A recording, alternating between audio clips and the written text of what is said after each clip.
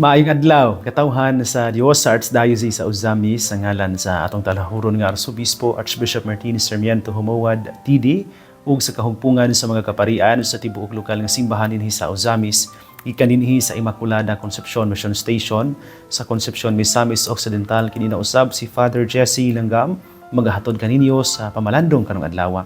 Adlaw karon nga Sabado sulod sa ikaduha nga semana sa Kwaresma, Marso 2, 2024. Ang ebanghelyo nga atong pamalandungan karong adlaw mga igsuon atong kutluon gikan sa ebanghelyo sumala ni San Lucas.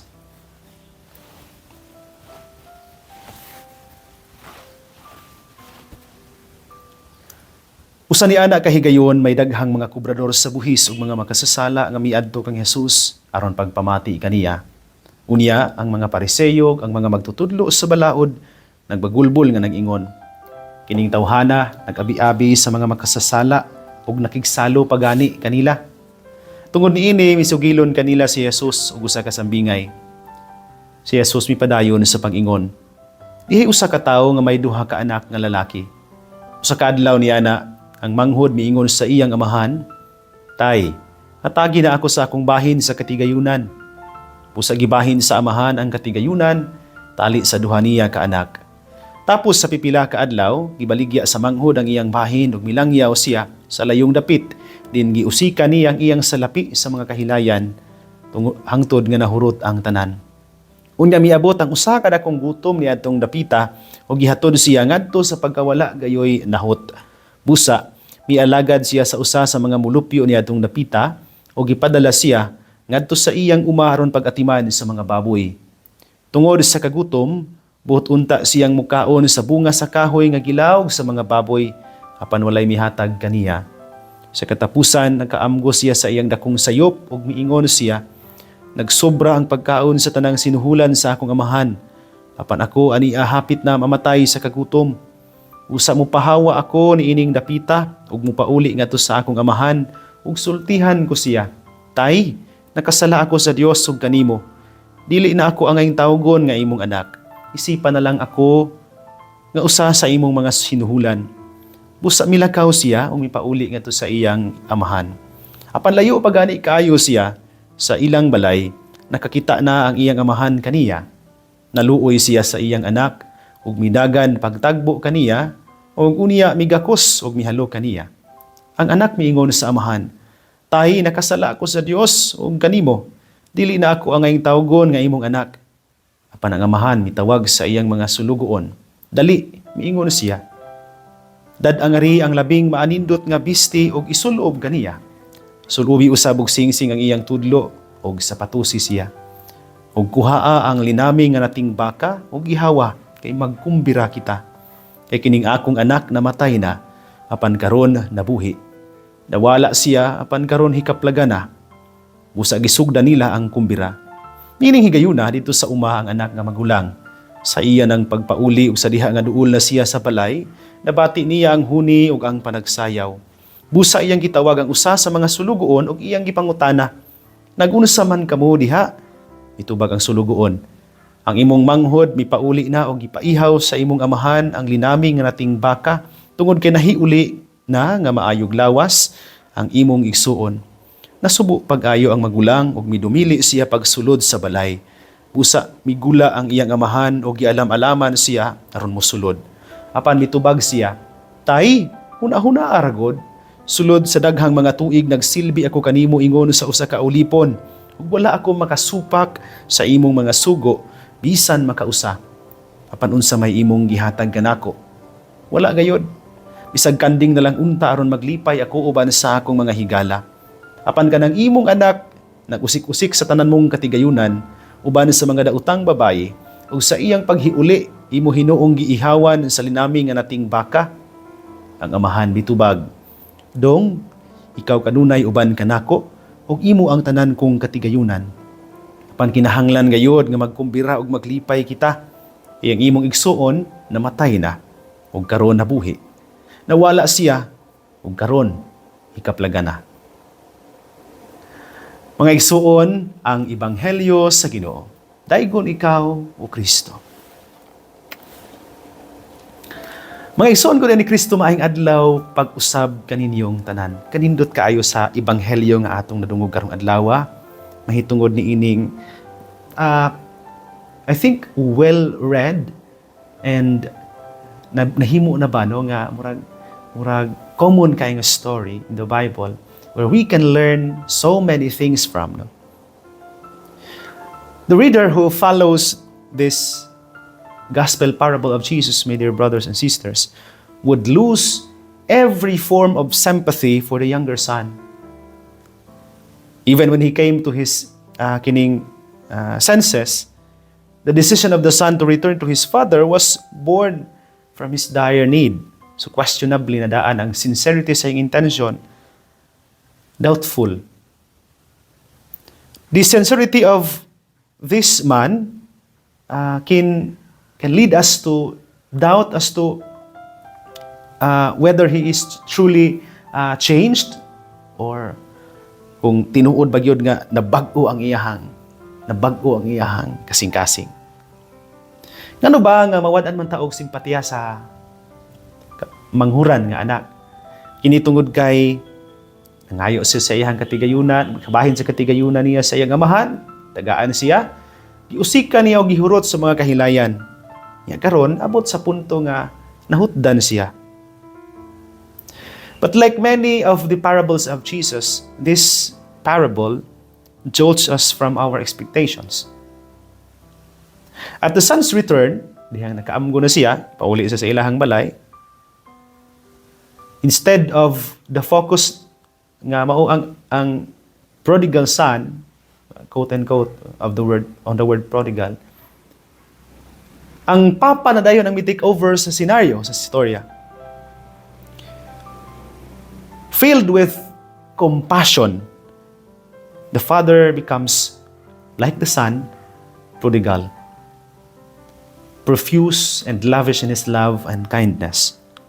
Ang word nga prodigal, my dear brothers and sisters, in the dictionary, means lavish, papasagaron, abunda, papasagaron sa kaabunda, no? Kanang klase sa kanabang pagbuhat sa mga butang sa hinurot nga paagi. And in this way, kung ang kamanghurang anak prodigal in his sins, no? Sa iyang pagpakasala, and ang panahon na sad, ang amahan na ang may take over, the father becomes a prodigal father, lavish in his love and kindness. All the logic that could have led to anger, grievance, and hatred inside the heart of the father has disappeared. Dihang niuli siya. Nga naman, tungod kay talagsaon ang kapuno sa amahan sa grasya o kaluoy nga to sa iyang anak. And what followed, instead of anger, hatred, and grievance, was human tenderness. A gratuitous embrace and a kiss given without inhibition. Kanabang walay lipod-lipod, walay pagduha-duha. Ang amahan migakos o mihalok sa iyahang anak. Kung atong balikan gamay ang istorya mga igsoon sa ebanghelyo sa sumbingay, the younger son was described in his sinfulness sa paagi nga kanabang murag ludon ta, quote and quote, nga naminakon labi na gyud kon Hudiyo ka, no? Ti amo nang gi-describe gani siya nga nahimong uban sa mga baboy, which in the Jewish tradition is a dirty, no, unclean animal. No, nandi sila mga og baboy gani, no. Naa pa gyud siya sa lapok, no, tungod ang baboy naa sa lapok. But without inhibition, the father, with all his love and kindness, embraced willingly and kissed his son. Tiaw mo na, no?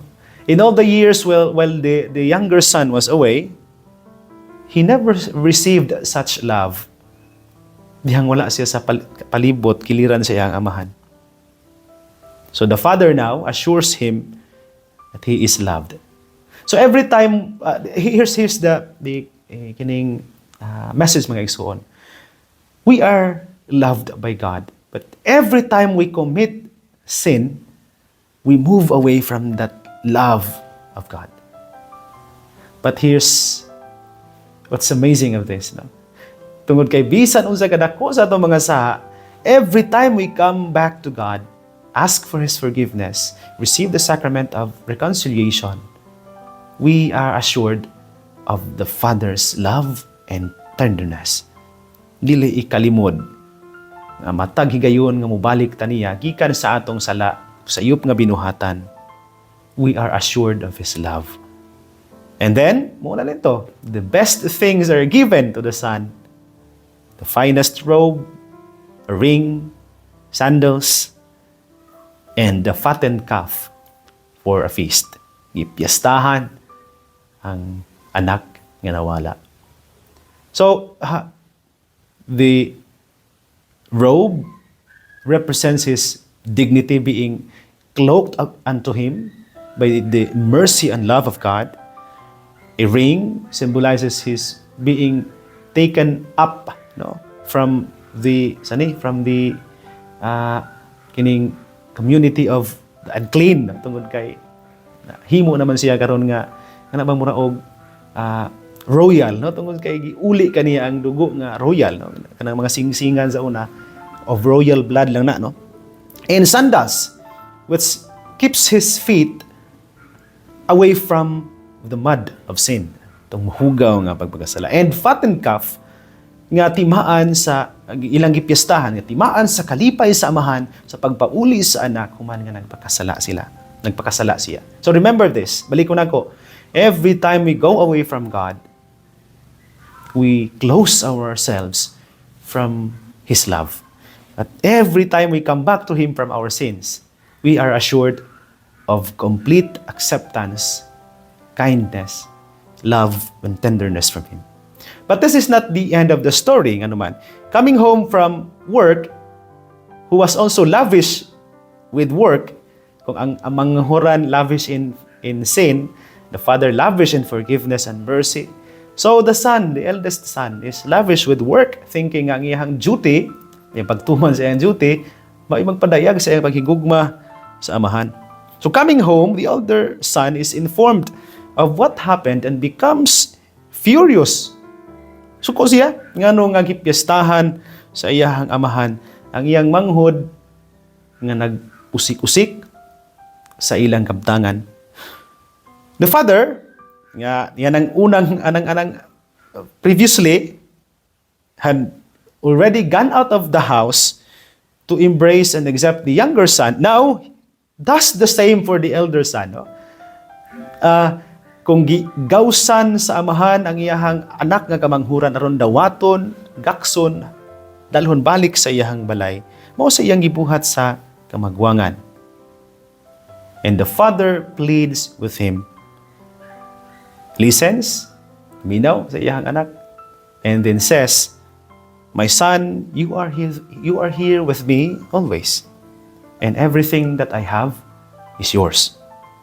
With this assurance from the father, what more could the elder son ask for? So kung may kinahanglan pangayoon nga, i-assure naman sa iyang tatay, no? But here's the thing, no? Konektado kining ebanghelyo sa ebanghelyo kagahapon. Because ang elder son na-focus kayo sa gihatag sa iyang amahan ngadto sa iyang anak nga kamagwangan, sa igsuon, sa iyang anak nga kamanghuran. Sa igsuon ba ang manghod? Na-focus kayo siya sa gihatag sa tatay ang katunga sa katingayunan, karon pag-uli, gisininaan, gisingsingan, gimutangang sandalyas ang tiil, giihawan og baka. Na-focus kayo ang magulang sa gasa nga gihatag sa Dios sa iyang amahan ngadto sa iyang kamanghuran nga anak sa iyang igsuon. Hinungdan nga wa siya kabantay sa gasa nga diha ng uban na niya. Ay ang katunga biya pud atong grasya nga nadawat ang atong kabtangan iyaha biya sa to.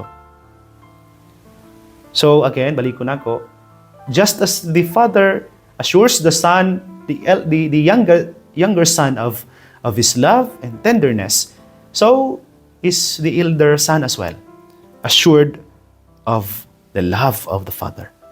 So the father tells him, "We must celebrate and rejoice because your brother was dead and has come to life again.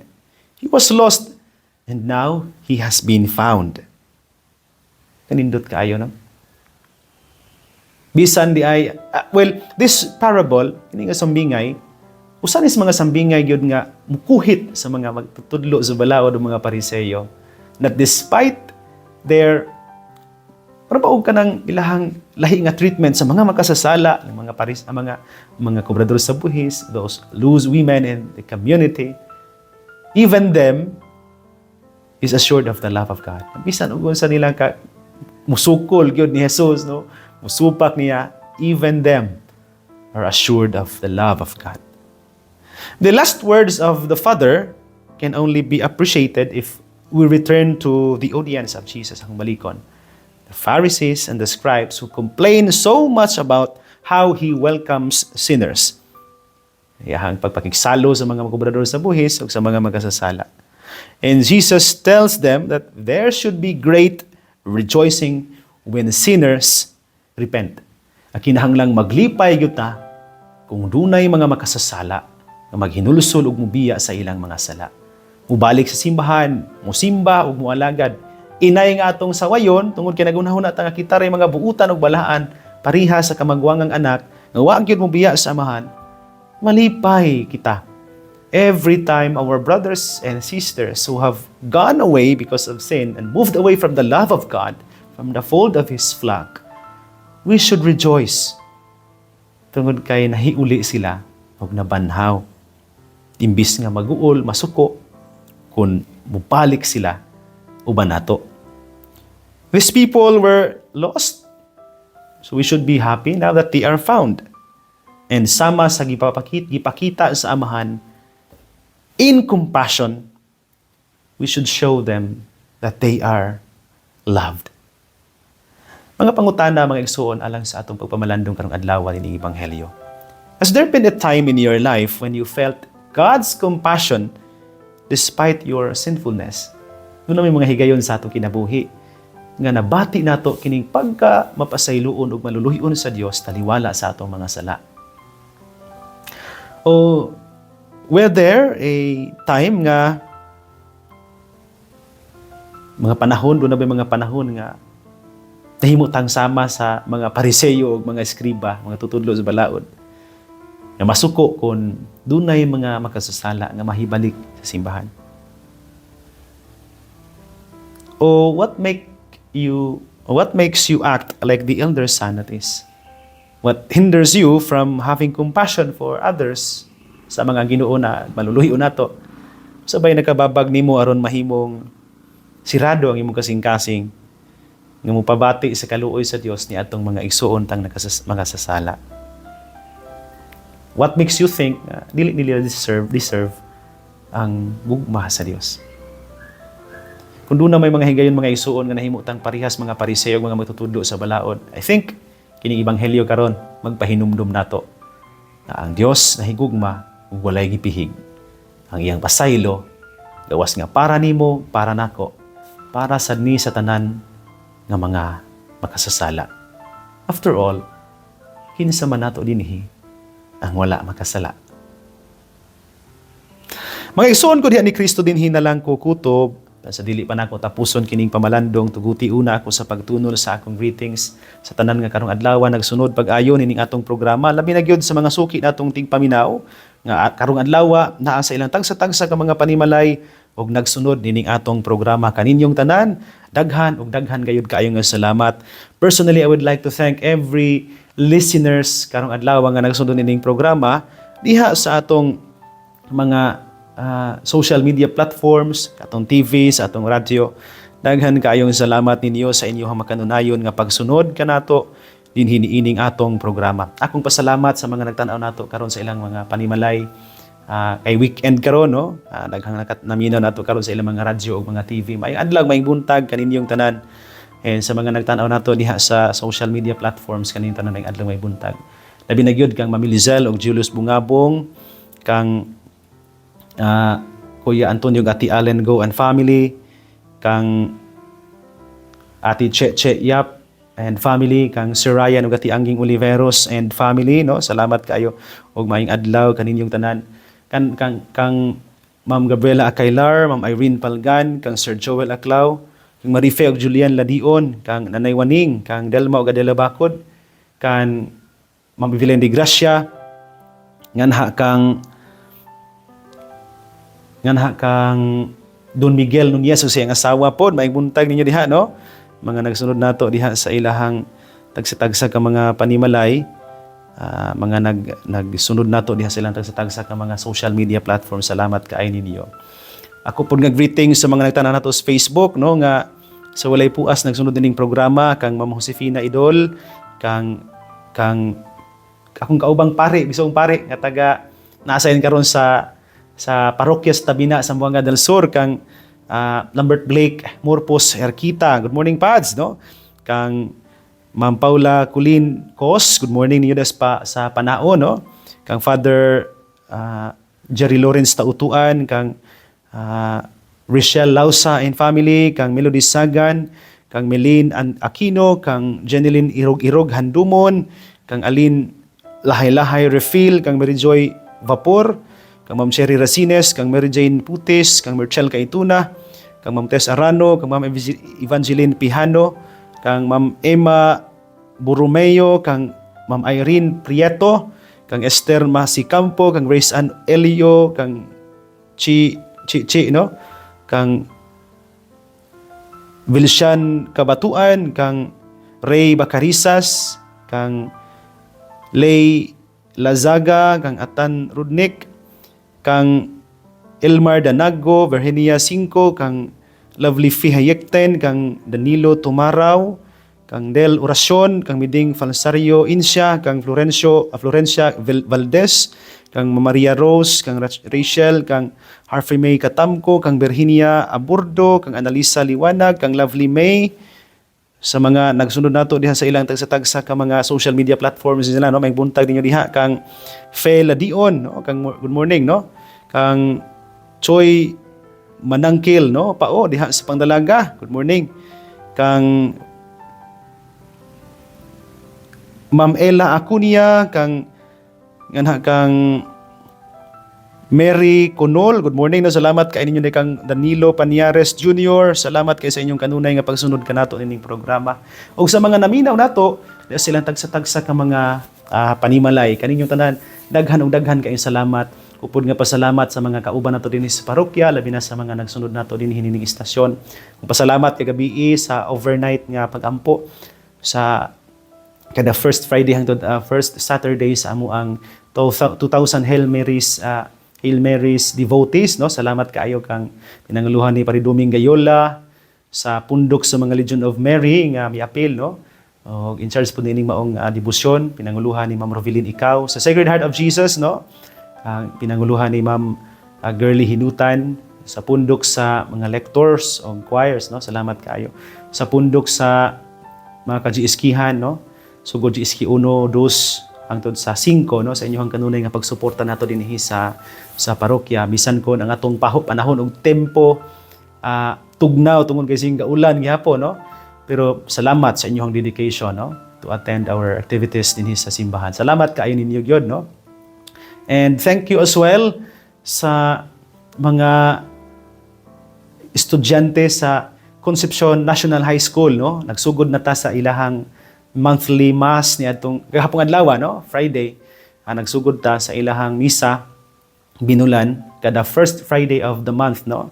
Salamat kayo sa ilahang kining principal, no. Salamat kayo Sir Richard, no, sa imong pagtugot no nga maghimo ta sa ato ang monthly mass, no. Salamat. Ang mga elementary pupils pod ang ilaha kada third Wednesday of the month ang ilahang monthly mass, no. Salamat kayo kang Sir Dudo, no, maulas sa imong pagtugot pod nga maghimo tas mga misa diha sa kapila sa mga sa inyong eskwelahan, no, sa Concepcion Elementary School. Ito nang gituyo, no, aron mapalapnag ang atuang pagpanudlo katisismo ngadto sa mga kabataan, aron pod nga makatubag ta sa ilahang mga kalibog labi na sa pagtuo during these times nga mga batan-on. Daghan ay mga makita sa social media, mga pangutana nga dili nato maakatar og tubag tungod kay usahay dili sila kaani dinhi sa simbahan. So we are there to provide them the Eucharist as well, the catechesis nga available nato sa parokya. Salamat kaayo, no, sa inyong makanunayon nga pagsuporta o pagtabang kanato. Akong hangyoon kamo sa pagampo kanunay alang nato dinhi sa parokya. Mga igsoon, hinalang kukutob ayo kalimot ang pulong sa Dios, ang ayan gayud nga pamation, pamalandungan o paningkamutan nga mapuy-an. Ulahan ang tawo nga naningkamot magpuyo sa pulong ni Jesus, isama siya sa kakahoy nga gitanom daplin sa sapa, kansang mga dahon bisan kunting init dili gayud malaya, timpo sa ting bunga, muhatag usab siya kanunay maayong bunga. Igsoon, ugma na usab uban sa panabang ug pangamas atong mahal nga inahan Santa Maria, atong gitawag mga misa misnon ug ang Birhen sa kuta, ang Dios sa kanunay magapanalangin unta kaninyo. Sa ngalan sa Amahan ug sa Anak ug sa Espiritu Santo. Amen. Magamping ug gagampo kanunay, igsoon.